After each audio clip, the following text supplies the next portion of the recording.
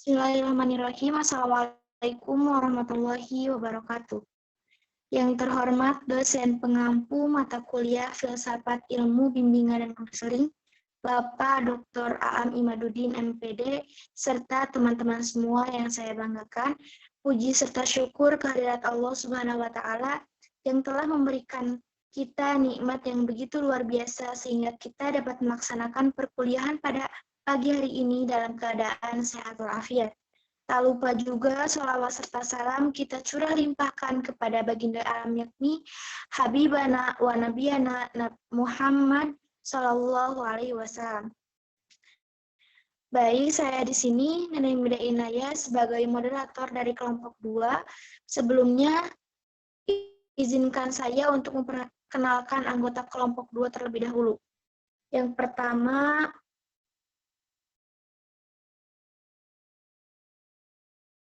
ada Teh Adinda Anissa, ada juga Kang Rega, Teh Rosi, dan juga Teh Sali Aji. Untuk mempersingkat waktu, langsung saja kita masuk ke materi yang pertama yang akan disampaikan oleh Teh Rosi mengenai tokoh penggagas empirisme. Kepadanya saya persilahkan. Baik, untuk tokoh yang pertama adalah John Locke.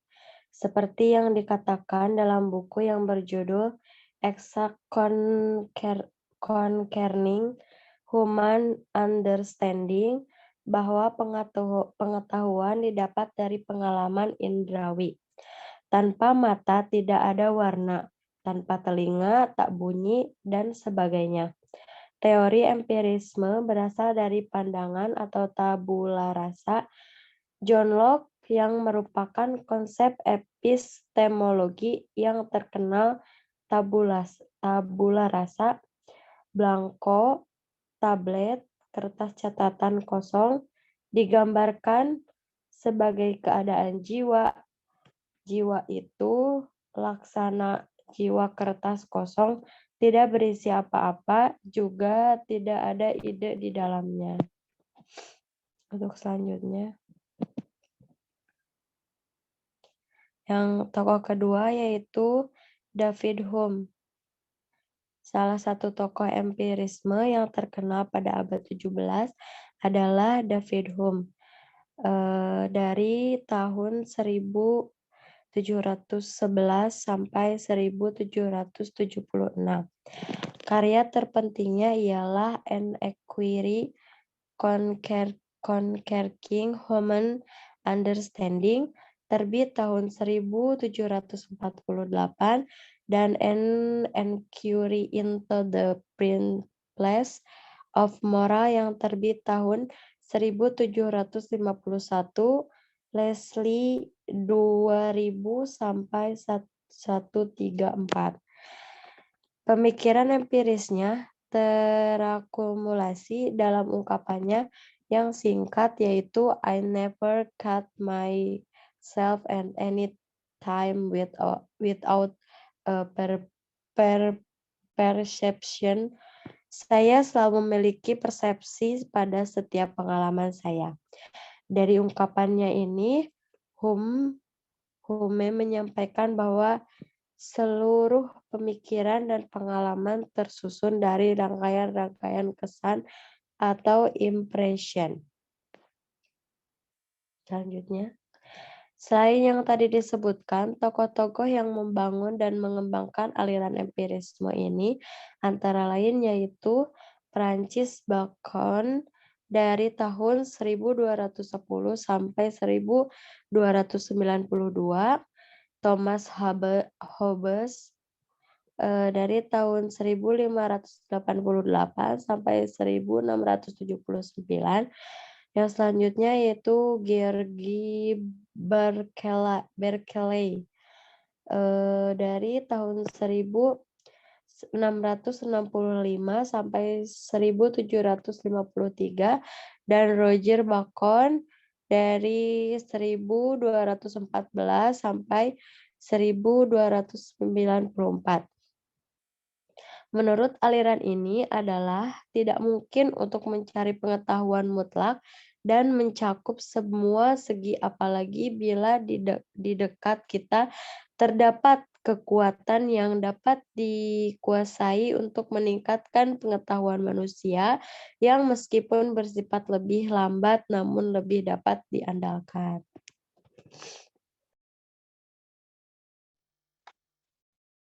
Materi selanjutnya yaitu pengertian empirisme yang akan disampaikan oleh Kang Rega. Kepadanya saya persilakan.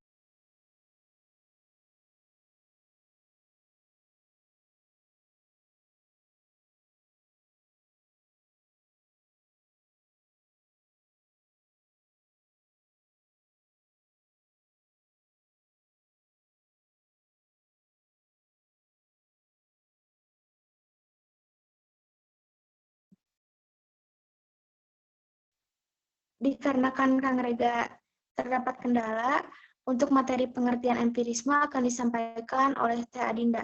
Kepadanya saya persilahkan. Baik, empirisme adalah suatu doktrin filsafat yang menekankan peranan pengalaman dalam memperoleh pengetahuan dan mengecilkan peranan akal.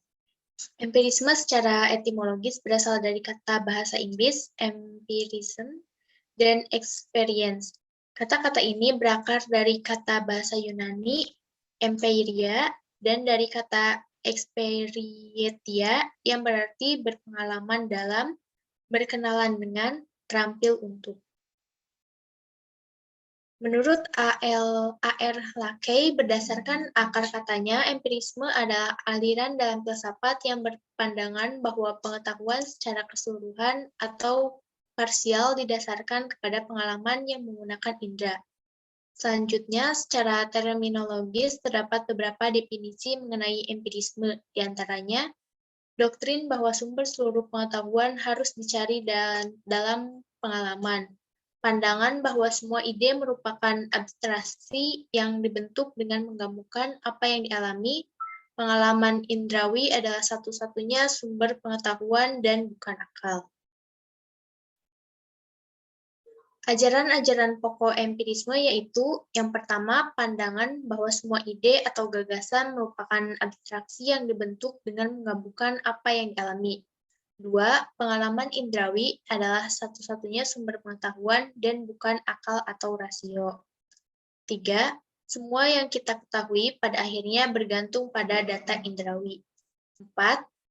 Semua pengetahuan turun secara langsung atau disimpulkan secara tidak langsung dari data indrawi, kecuali beberapa kebenaran definisional, logika, dan matematika. Yang kelima, akal budi sendiri tidak dapat memberikan kita pengetahuan tentang realitas tanpa acuan pada pengalaman indrawi dan penggunaan panca indera kita. Akal budi mendapat tugas untuk mengolah bahan-bahan yang diperoleh dari pengalaman. Dan yang keenam, empirisme sebagai filsafat pengalaman mengakui bahwa pengalaman sebagai satu-satunya sumber pengetahuan.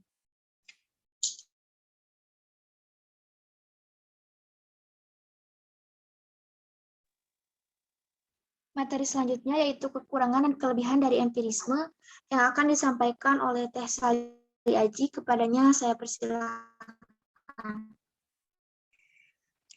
Baik, kekurangan empirisme. 1. Kemampuan indera terbatas. Misalnya, benda yang jauh kelihatan kecil. Misalnya, apakah bulan itu kecil? Tidak. Keterbatasan kemampuan indera dapat melaporkan informasi yang salah. 2. Kemampuan indera relatif dari pengamatan. Misalnya, si A merasakan minuman tertentu rasanya manis, si B merasakan minuman tersebut pahit. Ketiga, metode empiris tidak dapat diterapkan dalam semua ilmu, karena mempunyai lingkup khasnya dan tidak bisa diterapkan dalam ilmu lainnya. Contohnya, kebenaran pada matematika tidak bisa digunakan kemampuan empirisme saja. Next. Yang keempat, pengalaman dan presensi yang merupakan dasar kebenaran dalam empirisme tidak dapat memberi suatu pengetahuan yang kebenaran universal dan bernilai penting. 5. Empirisme didasarkan kepada pengalaman. Pada satu waktu, ia hanya berarti sebagai rangsangan panca indera. Lain waktu, ia berarti sebagai sebuah sensasi ditambah dengan penilaian. Sebagai sebuah konsep, ternyata pengalaman tidak berhubungan langsung dengan kenyataan objektif. Kepastian fakta yang dimiliki empirisme itu sendiri tidak pasti. Lanjut deh. Kelebihan empirisme. 1. Mengedepankan fakta-fakta yang dapat diterima indera sehingga praktis digunakan untuk mencari kebenaran. 2. Informasi dapat diperoleh dengan cepat melalui pengamalan indera. 3. Dalam metode ilmiah, empiris sangat berguna dalam pengumpulan data atau pencarian bukti-bukti awal, sehingga empiris membentuk rangka pengujian dalam mencari kebenaran. 4. Empiris adalah cara pertama munculnya pengetahuan tertentu.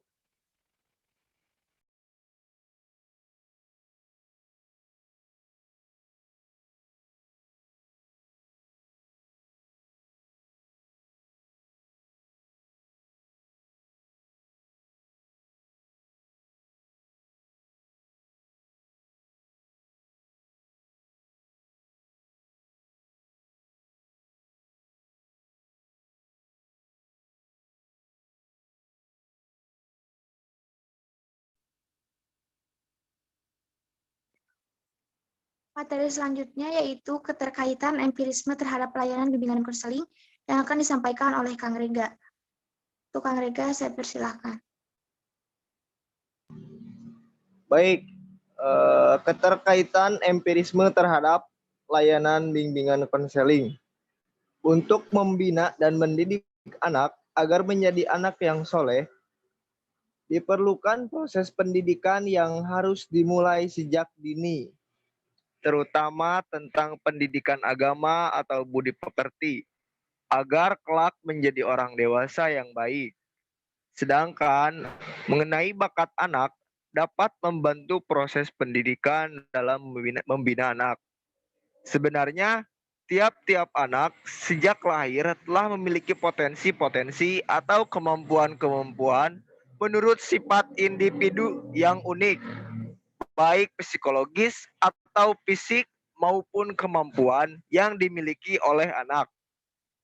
Beberapa pendapat tentang latar belakang anak yang dapat membantu mendidik anak yang soleh disampaikan oleh Profesor Dr. Sutari Imam Barnadid, menyatakan bahwa pendapat empirisme yang dipelopori oleh John Locke, beliau mengatakan bahwa pendidikan itu perlu sekali. Teorinya terkenal dengan teori tabula rasa, yang artinya anak yang lahir diumpamakan sebagai kertas putih dan tergantung kepada yang menulis. Jadi, anak akan dijadikan apa saja tergantung pendidikannya. Baik, materi telah tersampaikan semuanya. Selanjutnya yaitu kesimpulan. Akan disampaikan oleh saya sendiri. Aliran empirisme adalah salah satu aliran dalam filosofi atau dalam filsafat yang menekankan peranan pengalaman dalam memperoleh pengetahuan dan mengecilkan akal. Aliran empirisme berpendapat bahwa pengetahuan yang bermanfaat, pasti dan benar hanya diperoleh lewat indera atau empiri, dan empirilah satu-satunya sumber pengetahuan aliran empiris, bahwa pada dasarnya budi dan empiri saling berkaitan. Peletak dasar empiri pertama adalah Francis Bacon, bapak empirisnya Hume, bapak empirisnya John Locke, dan beberapa filsuf lainnya seperti Thomas Hobbes dan David Hume. Meskipun empirisme sangat berpengaruh atas pemikiran-pemikiran filsafat selanjutnya, namun banyak dijumpai kelemahan baik metode atau objek tentang empiris.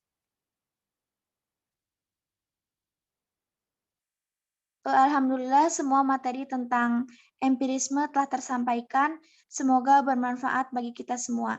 Sekian dari kelompok kami, kelompok 2. Wabillahi taufiq wal hidayah. Wassalamualaikum warahmatullahi wabarakatuh.